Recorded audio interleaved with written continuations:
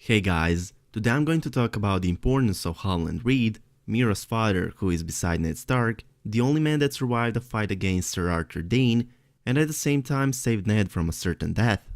Howland Reed, the man that was the first who charged against the Sword of the Morning, whereupon he was slashed across the chest by Dayne and almost died, but also a man who saved Ned from a certain death, saved Ned Stark who gave his best but couldn't stand a chance against Sir Arthur Dayne's superior fighting skills and got himself disarmed.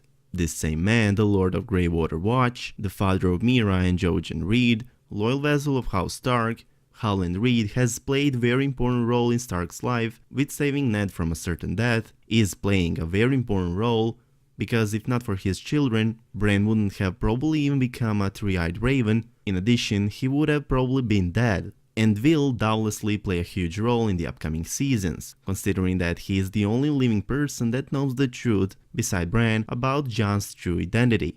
House Reed and House Stark have been allies for a long time. Howland was one of a few people that Ned brought with himself to the Tower of Joy. Beside Ned, Lord Reed was the only man that survived fight against one of the best swordsmen that the Seven Kingdoms have ever had, meaning that he knows a secret which only two people in the entire world know. Bran only knows about his lineage, due to his ability of having a visions of the past, but Howland Reed was actually there. Howland witnessed Jon's birth. Now that Jon has been declared as the king in the north, while at the same time Bran knows the truth about Jon's identity, Bran might reveal the truth to Jon about his parents, even though I don't think Bran will reveal it to Jon on their first meeting. In my opinion, Bran will firstly try to find a proof from either the books or even from the Howland Reed at the first place, since Bran knows that Howland was there beside Ned and knows pretty much every single detail that happened in the Tower of Joy, since Bran saw him in his visions. Even if Bran wouldn't decide to find a proof from either Howland Reed or from the books, even if he would decide to reveal the truth to Jon without any hard proofs, in that case, the proofs are still of the greatest need, since Jon with his inner voice won't be able to rule over the kingdom, while his own people don't know the truth. Jon will want to reveal his true identity, even if that would lead him losing his title as the king, which I truly doubt, but to reveal the truth, he needs some kind of proof, and that might be the moment in which Howland is going to appear. Not only that I'm expecting from showrunners to bring Howland Reed in the show, but I'm also expecting from showrunners to bring a few explanations along with Howland. For an example, what was Howland doing this whole time while his son died for Ned's son and while his daughter is still beyond the wall protecting Bran? House Reed has a long history with the Starks. They were always loyal to their sworn house, while Lord Howland Reed also fought in Robert's rebellion alongside Eddard Stark. Beside being alongside Eddard in rebellion and saving that same man's life, Howland was also there alongside Ned when his best friend discovered that his sister Lyanna gave a birth to her son, to a son that Ned represented as his own, which brought dishonor to him, but at the same time brought him the most honorable thing that he had done throughout his life, kept the promise that he gave to his dying sister. Beside Ned, who gave a promise to his sister and kept it with him throughout his own life, at the same time Howland Reed, the man that first met his lords, Starks, at the great tourney at Harrenhal when he was a young man. A young man that was beaten up and cursed by three squires, until Lyanna came to his defense, whereupon he shared a table with the Starks on a feast that night, where he eventually met up with Lyanna's three brothers. He met up with Eddard, Brandon and Benjen Stark. This same man whose friendship and loyalty are highly admirable, Howland Reed was alongside Ned when the son of the heir to the throne was born, and just like Ned, kept and keeps that secret quiet for all these years, and will keep through his whole life, for his best friend Ned and for Lyanna, for the brave girl that defended his honor at the great tourney at Harrenhal.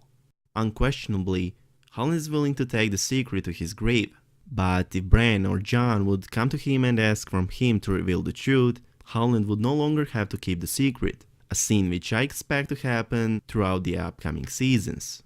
How much Howland Reed respects and loves Starks says the fact that he kept this huge secret for all these years, while the one fact says itself how good friends Howland and Ned were, how much Howland cared about his best friend.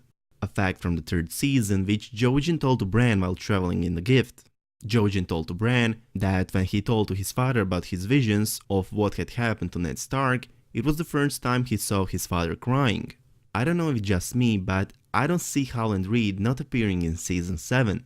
I can't imagine that the only purpose of House Reed in the Game of Thrones series would be Howland's children, Mira and Jojen, escorting Bran to the Three-Eyed Raven. I'm not saying that their roles were useless, not to mention that it was one of the most important tasks that any character could get, but I can't imagine House Reed disappearing after Mira escorts Bran to Winterfell. Howland has managed to stay out of a big amount of the major wars that have plagued Westeros, which in my opinion is because of Jojen visions and Howland himself. Both of them probably knew that the most important war is yet to come, that the real war is coming, but that war is here now. The winter is not coming anymore, the winter is here. It's time for Howland to stop hiding and come out of his swamp with his Carnage men, to come out and to swear fealty to the new king in the north. While I'm expecting from showrunners to bring Howland in the show along with a few explanations, I also have a prediction which might come true in the last 8th season. I have a prediction that the major battle between the living and the dead will take place in the bog-filled lands of the Neck due to it being a strategic choke point which is ruled over by House Reed. The Neck is a swamp and marsh-filled region of Westeros, located where the waters of the Bight, inlet of the Shivering Sea and Bladewater Bay, and inlet of the Sunset Sea draw relatively close to one another. The Neck is the southernmost part of the north, on the border with the Riverlands, and divides the north from the rest of the Seven Kingdoms. At this point, the swamps are overgrown and flooded. To the east and west, that large armies can only pass north or south by following the path of the King's Road. Among all of these advantages of the Neck being the best place for the living side to set defense on, there is one fact which could be their biggest advantage if they would know how to use it perfectly. It's a fact that the Neck presents a formidable tactical obstacle to anyone planning to invade it and was of the most importance in holding off the Andals during their invasion of Westeros 6,000 years ago. While it was effective in stopping the armies which contained only men, it was not effective against dragons, which led King Torrhen Stark, the last king in the north, to his decision to bend the knee to Aegon the Conqueror. It's also important to highlight a fact that the Neck is considered the key to any assault on the north. Let me read you a few quotes that will hopefully demonstrate you how the Neck could be very important for Jon Snow, could help and could be of tremendous importance for the living side. Let's start with Eddard Stark's conversation with Catelyn Stark, in which Ned told to her that 200 determined archers can hold a Neck against an army. Let's also mention that Balon Greyjoy said, "The Neck is the key to the kingdom," and the last quote that I'm going to mention is Mira Reed's few sentences. "Our land protects its own. An outsider will find in the Neck an endless morass of suckholes, quicksands, and green grass that looks solid to the unwary eye, but turns in water the instant you tread it." Hopefully these few quotes demonstrate you the huge potential that the Neck possess and could be big, if not the biggest advantage of the living side, of course after Dany's dragons and Wildfire.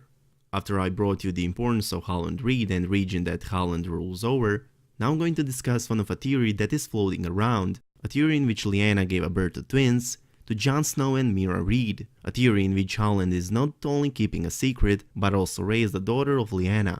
Game of Thrones fans kind of started approving this theory at a moment in which Ellie Kendrick, the actress that plays Mira, had an interview with the Huffington Post and replied on a question that included this theory with, "I don't know. We've still really never seen where Jojen and Mira have come from. We know a little tiny about her father. We don't know anything about her mother really. So yeah, I'm excited to find out who her parents are and what situation is." Her response is more than confusing, since she firstly said that they know a little bit about her father, while we don't know anything about her mother, only to say at the end that she's excited to find out who her parents are. I mean, didn't she just say and kind of confirm that Howland is not her father? Well, maybe. Jon Snow and Mira Reed are the same age and are looking very similar, are sharing certain physical trait, and it would make sense if Lyanna really gave birth to Mira and Jon, that Ned took Jon with him and represented him as his bastard son, while Howland took Lyanna's daughter and represented her as his daughter, separated them at birth to keep them safe. The anonymity of the Neck and the loyalty along with friendship of Howland Reed would make Greywater Watch a safe place for Ned's niece to grow up. While this theory might be plausible for the most of fans, I'm not the one that finds this theory as a true one. I don't find it as a truth, because the biggest proof of this theory apparently is in the fact that in the Tower of Joy were two handmaidens, and apparently while one handmaiden was giving John to Ned, the other one was cleaning the second child since they are twins and were born at the same time. The only truth from this statement is that in the Tower of Joy were two handmaidens, while the part in which one of them was cleaning the baby is simply not true, since we could see both of them in the moment of Ned's entrance into the room, of which one was holding a baby while the other one was just standing beside her. In conclusion, I'm expecting from showrunners to bring Howland Reed in the show, along with a few explanations, while I hope that the living side will realize the next soul advantages, as Ned did. Let me know your opinion on all of this in the comment section down below. I'm curious what your thoughts are about Howland Reed, so yeah, let me know. Hope you guys enjoyed this video. If you did, please make sure to subscribe to our channel, and I hope to see you in the next one. Peace.